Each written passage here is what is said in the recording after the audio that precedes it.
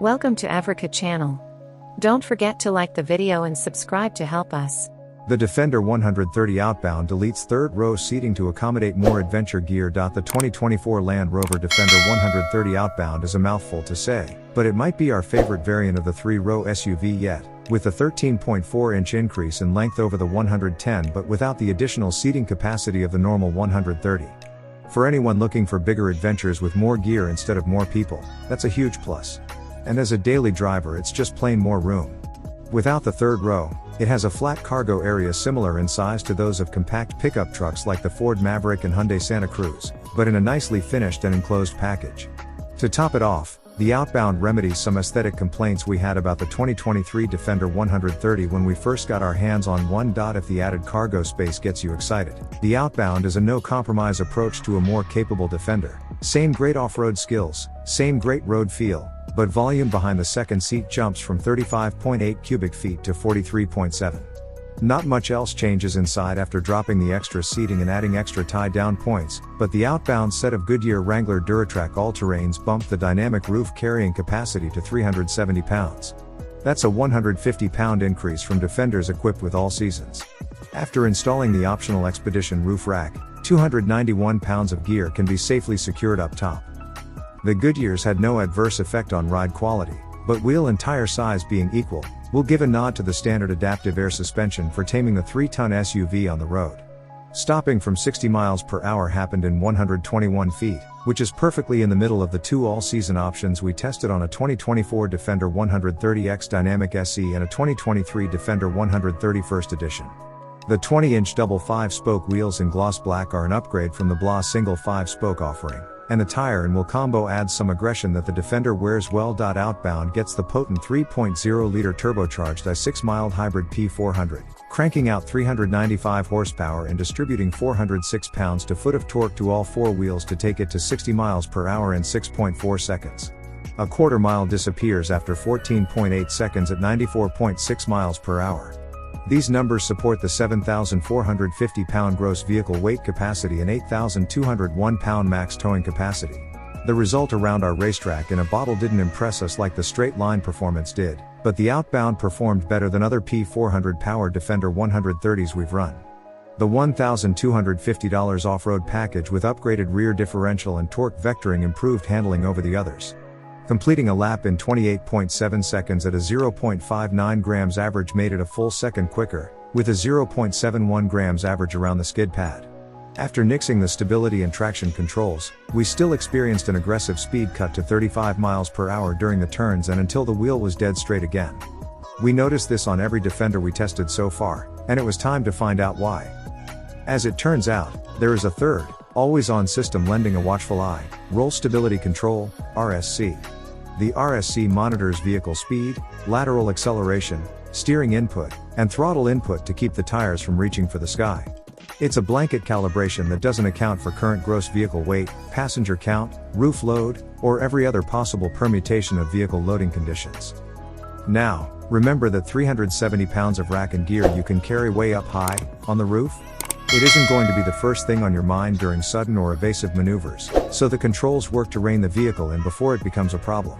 The RSC made this part of our job slightly less exciting but adds a great deal of confidence in loading up the Outbound, or any Defender, and taking it on an adventure.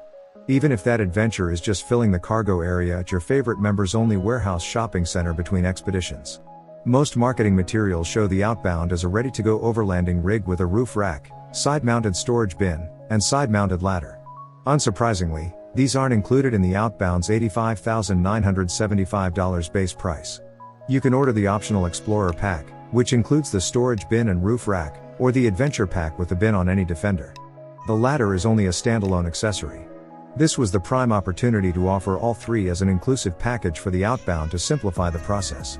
Navigating the accessories online isn't straightforward, taking you from the configurator to a separate online catalog. The Outbound we tested came in at $96,140, including the ladder and storage bin, though that total does not include any potential charge for their installation. The 330-pound rating of the ladder encompasses a wide range of people and whatever gear they can carry up. Deployment is simple, and it feels stable. Even when it's raining, the steps have enough grip to avoid a total hazard. The storage bin fits roadside gear like jumper cables or smaller jump packs and air compressors with ease.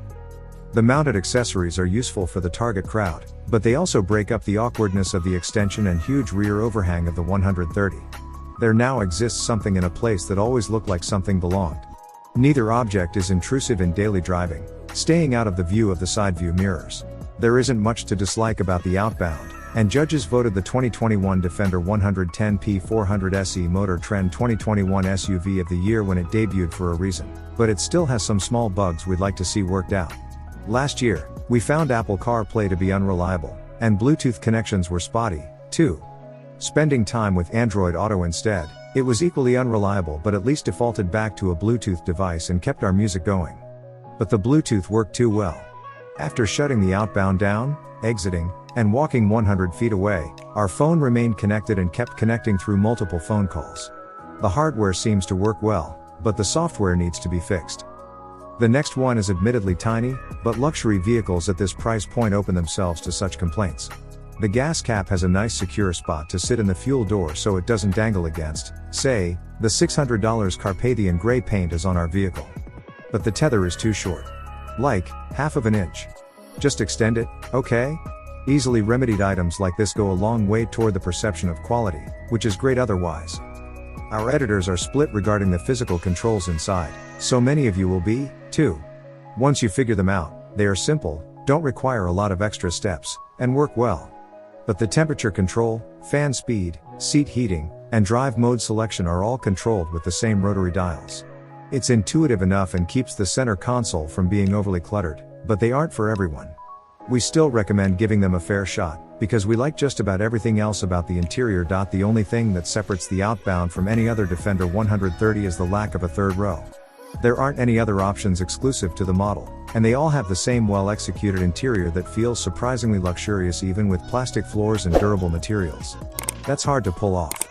But yanking the seats out of any other Defender with a third row isn't simple, so if you don't need the space for people, the Outbound far and away has the most storage space, putting it at the top of our list for trekking into the wild. This one feels like peak Defender, and it looks like it, too. We have come to the end of the video. Don't forget to like the video and subscribe to our channel to help us.